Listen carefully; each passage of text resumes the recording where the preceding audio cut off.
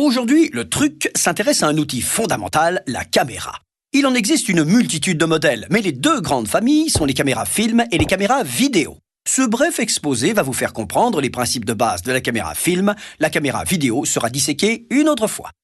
Comme son nom l'indique, la caméra film utilise une pellicule pour enregistrer les images. Son procédé repose sur le principe visuel de la persistance rétinienne que nous avions déjà évoqué lors de notre exposé sur la croix de Malte.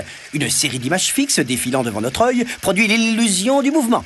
Après de nombreuses années d'expérimentation, la cadence d'enregistrement standard a été fixée à 24 images par seconde.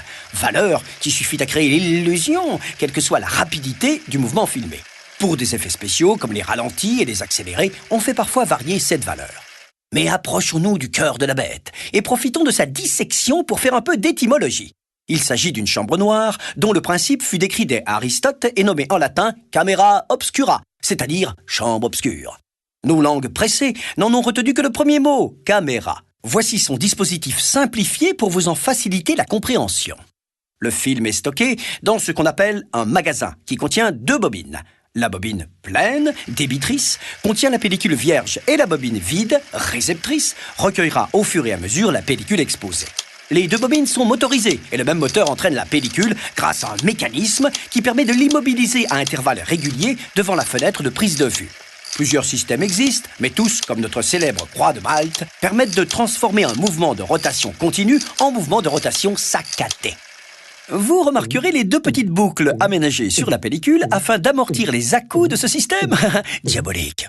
Et ce n'est pas tout. Un obturateur permet de fermer la fenêtre, notamment lorsque la pellicule se déplace. Il s'agit d'un demi-disque dont la rotation est synchronisée sur notre rythme de 24 images secondes. Accrochez-vous, nous allons faire quelques calculs.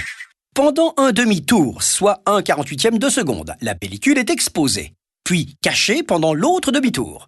Avec ce réglage, vous remarquerez que lorsque l'on filme des actions rapides, les images sont floues, car l'exposition pendant 1/48e de seconde était trop longue. Qu'à cela ne tienne, l'obturateur est en fait constitué de deux demi-disques dont on peut ajuster les positions pour obtenir un temps d'exposition plus court, 1/100 de seconde, 1/200 de seconde, etc., etc., etc.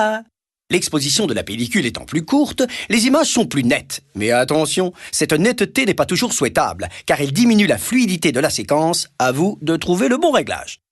Quelques précisions maintenant sur la fenêtre d'exposition. Elle aussi est paramétrable. Rappelez-vous notre exposé sur les formats, selon que vous souhaitiez faire du 1.33, du 1.66, du 1.85, etc. Il vous suffira d'échanger le cache métallique qui définit la surface exposée sur la pellicule. Dans le cas des formats scope anamorphosés, comme le 2.35, un dispositif optique sera évidemment placé en amont. On récapitule. La caméra film permet d'échantillonner la réalité en série d'images fixes à raison de 24 images par seconde. L'obturateur permet de régler la durée d'exposition des images et la fenêtre définit le format de la surface exposée. À bientôt pour un nouveau truc!